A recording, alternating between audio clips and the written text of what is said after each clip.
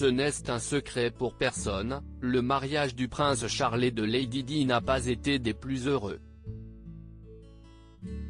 Longtemps, la princesse de Galles et son mari ont vécu leur histoire dans une atmosphère très tendue.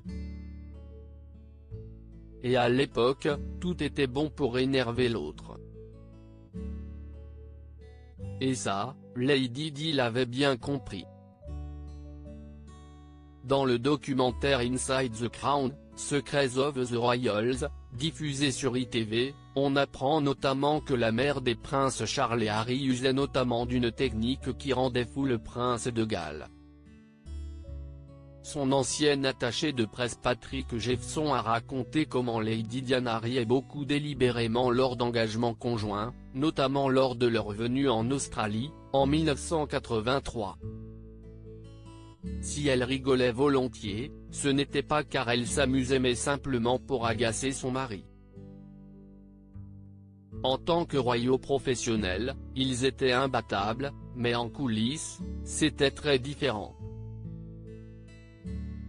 Ils ne se parlaient pas, le contact visuel était minime, ils étaient coléreux, s'est souvenu le proche de Lady Di. Diana aimait éclipser son mari et si elle riait et souriait davantage, ce n'était pas qu'elle s'amusait plus, mais qu'elle savait que cela lui faisait peur.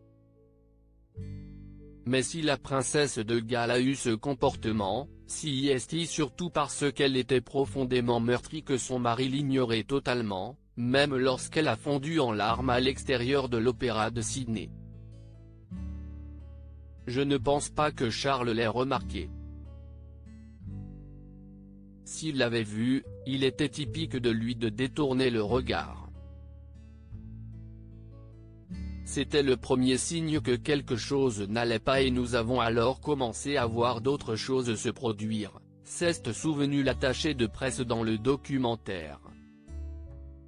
Son mariage avec Diana ? Une grave erreur pour le prince Charles. Dans une biographie sur le prince Charles, le journaliste Robert Jobson racontait comment l'héritier au trône d'Angleterre avait prédit son désastreux mariage avec Lady Diana.